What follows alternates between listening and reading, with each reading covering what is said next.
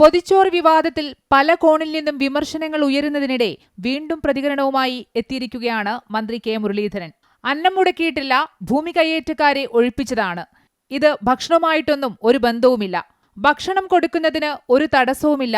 ഇതിനാണ് അന്നം മുടക്കിയെന്ന് പറഞ്ഞ് ചിലരൊക്കെ വിമർശിച്ചതെന്നും കെ മുരളീധരൻ പറഞ്ഞു. ഡിവൈഎഫ്ഐയും പ്രതിഷേധത്തിലുണ്ട്, സേവാഭാരതിയും പ്രതിഷേധത്തിലുണ്ട്.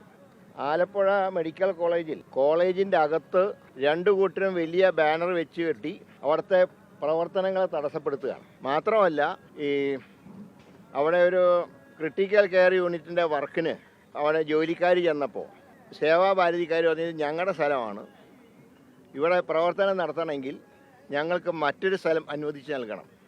ഇത് സർക്കാരിൻ്റെ സ്വത്താണ്, വ്യക്തികളുടെയോ സംഘടനകളുടെയോ സ്വത്തല്ല. പൊതിച്ചോർ വിവാദത്തിൽ ആരോഗ്യമന്ത്രി കെ മുരളീധരനെ വിമർശിച്ച് മുൻ മന്ത്രി വി എൻ വാസവൻ രംഗത്തെത്തി. സർക്കാർ ഒരു യു-ടേൺ ഗവൺമെന്റായി മാറിയെന്ന് വിമർശിച്ച V N Vasavan community kitchen നടപ്പാക്കുക പ്രായോഗികമല്ലെന്ന് പ്രതികരിച്ചു.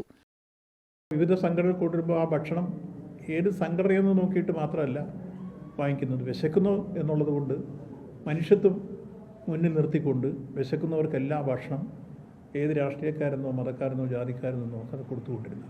സർക്കാർ ആശുപത്രികളിൽ സംഘടനകളുടെ കൊടിയും ബാനറും കെട്ടിയുള്ള ഭക്ഷണ വിതരണം അനുവദിക്കില്ലെന്ന നിലപാടിൽ നിന്ന് കഴിഞ്ഞ ദിവസം തന്നെ ആരോഗ്യമന്ത്രി പിന്നോട്ടു പോയിരുന്നു.